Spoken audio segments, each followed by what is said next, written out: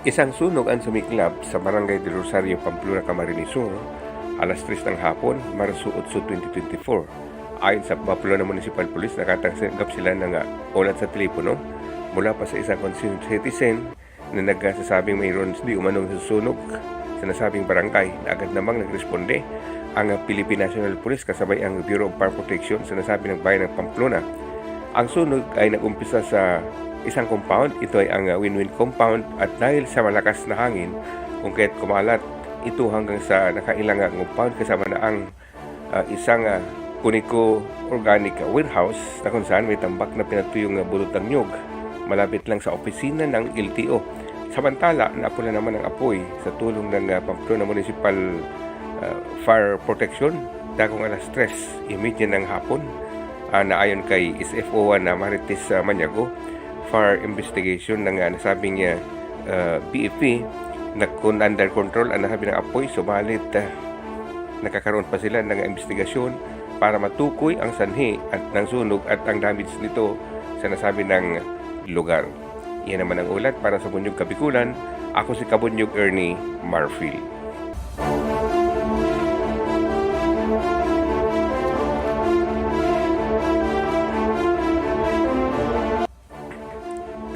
Isang big time pusher ng pinagbabawal na droga ang nasabat ng mga otoridad sa Naga City, at halos aabot sa 2 milyong halaga ng shabu ang nakulimbat dito ng pinag-isang pwersa ng Naga City Police at Regional Police Drug Enforcement Unit 5 kasama na ang Police Substation No. 2 ng Naga City PNP.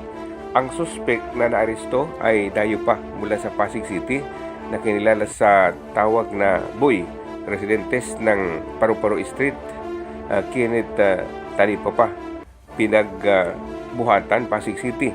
Inilunsad ng nasabing operasyon alas 4:48 ng hapon noong ika-Marso 6, 2024 sa Barangay Concepcion, Pequeña, Naga City, na kung saan nakuha sa suspect ang aabot sa 300 grams ng shabu na nakakahalaga ng 2,040,000 pesos.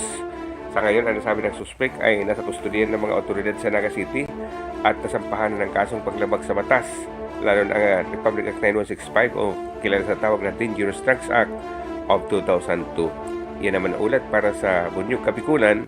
Ako si Kabunyog Ernie Marfil.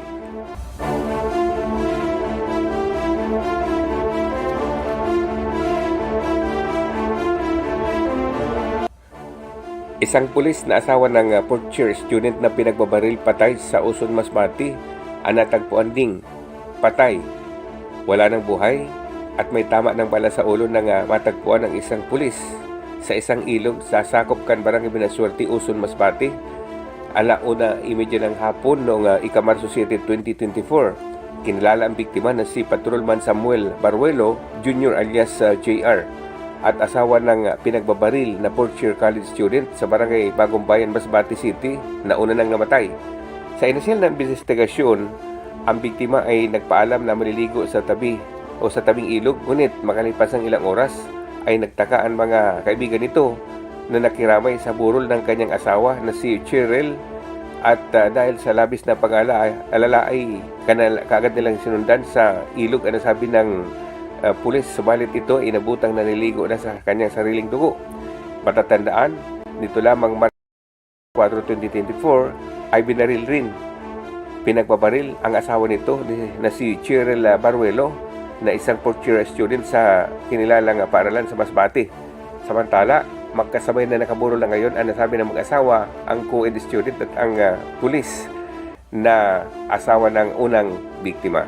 Iwan naman ang ulat para sa Bunyog Kabikulan. Ako si Kabunyog Ernie Marfil. Bunyog, bunyog, halikan na kasama ka.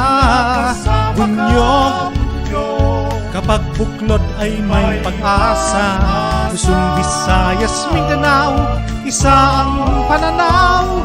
Sa bagong Pilipinas ang bunyog isisigaw. Bunyog.